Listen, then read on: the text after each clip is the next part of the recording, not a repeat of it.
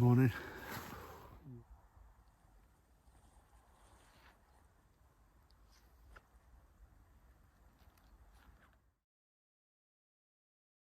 Right, I'm going to get going. As always, no trace left. Just my trekking poles I'm going to pick up in a minute. There's a slightly better view of the lake with the boats. What boats are left on it, a lot of them are up and out of the water for the winter now. This is the backside of that pub that was closed yesterday, the Ship. So up this public bridleway. It'd be fun coming up here on a horse. Yes, public bridleway. That leads up to eventually up to the old one of Coniston, which is like an alternate version of the route on the higher pass. But I wasn't planning on doing any of the high routes because I didn't know what the weather was going to be like. But I'll make a decision later on. I still probably won't because it looks like it's going to be cold, miserable and zero visibility up there. But if the cloud drops and we get an inversion like we did yesterday, then I might change my mind and do that. I've only been walking like half an hour up the hill, but looking at it, the visibility is only going to get worse the higher I go. So I found a bench here, so I'm going to stop and make some coffee and some oatmeal. It's not the most exciting view in the world, but I'll spin you around and show it to you just in case you're interested.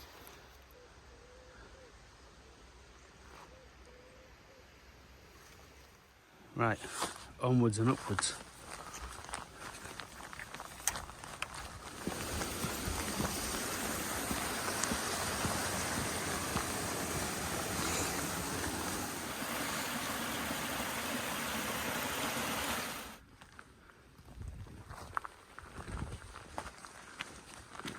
About 5 minutes further on and then I'll rejoin the path as shown in the guidebook.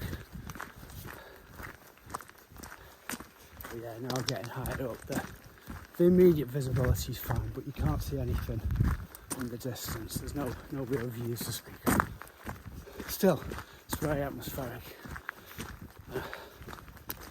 And the weather still, it's not raining, so it's pretty good for this time of year. So I've actually joined the trail a little bit earlier than I said I was going to. I was hoping to skip out this bit of road walking, but it's not very, it's only a little bit further on. It's maybe a quarter of a mile, third of a mile, something like that.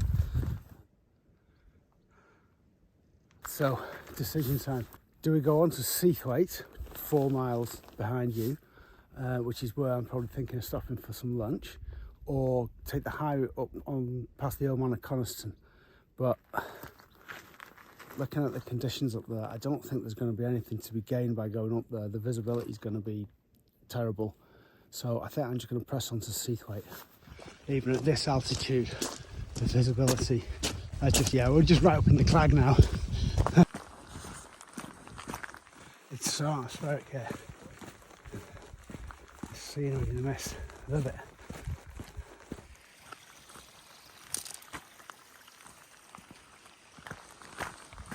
Let me show you how cold it is up here.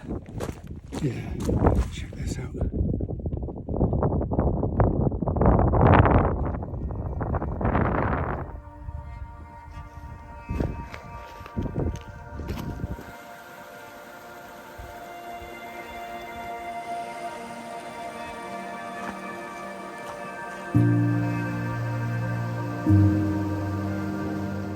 Having the sound of the water to walk to is actually quite pleasant, quite relaxing. It's very zen.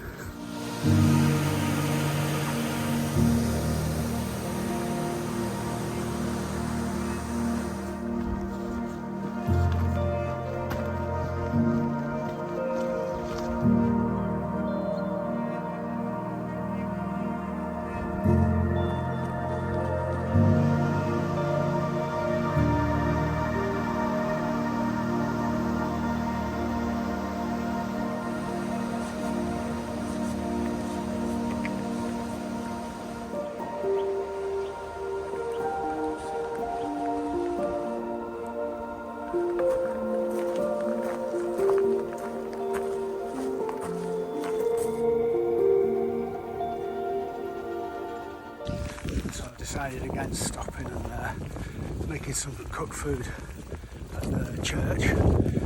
Instead, just had a protein bar and stopped for a pint in the pub, which you've probably just seen. Yeah, just because it was the quicker option.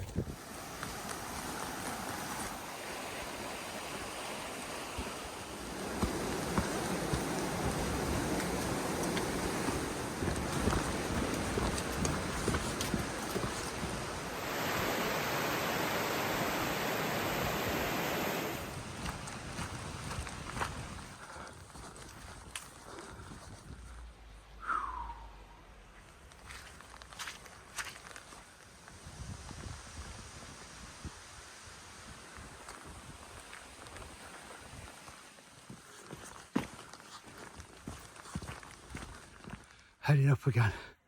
That means back into the clag.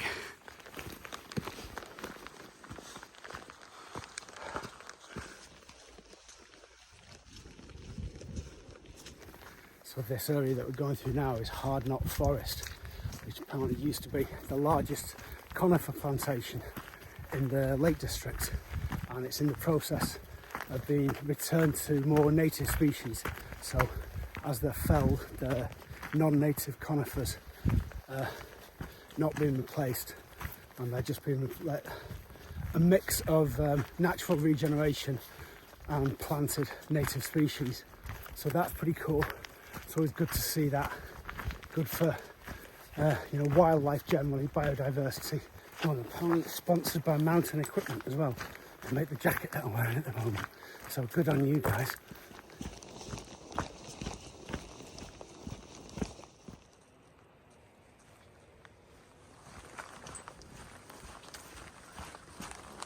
A little bit out of breath because I'm trying to make some good distance while on this relatively flat, good walking surface, because like I say, the clock is against us today, mainly because of that lazy start that I had this morning, but also, just time of year generally.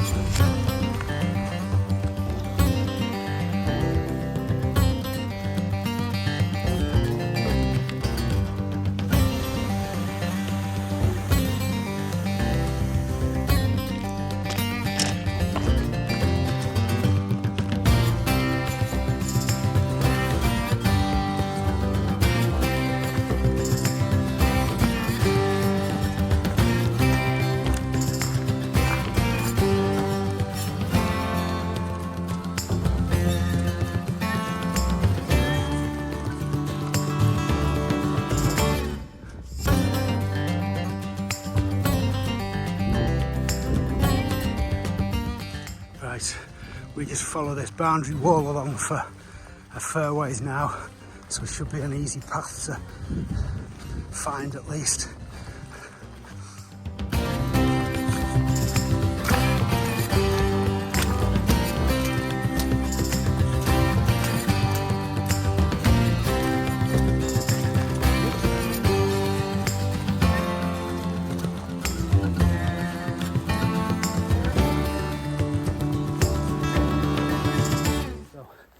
Timing's almost perfect. Sunset was about 10-15 minutes ago. You can see the lights just going. I'll be at the finish point in, I don't know, 5 or 10 minutes, almost spot on for the light. And then the pub that I'm hoping to stay in on at is just a couple of 100 metres from there. So it's great, but actually there's plenty of little flat bits around here. The guidebook said there's accommodation at the pub, and I'm kind of assuming that means there'll be places to pitch tents. But on the off chance that it means no, they've got rooms and there's nowhere for campers to stay, then it's only a 10-minute walk back to here, and that's the absolute worst case. So good. Someone's got a big bonfire going further down the valley, and it smells amazing. Right, I'm going to put you away and just do this last 5-10 minutes to the pub. This is where I was aiming to get to today. Pub's just down that way a bit. Almost done. That must be the pub over there. So I'm just down to the end of this lane and right. There's more.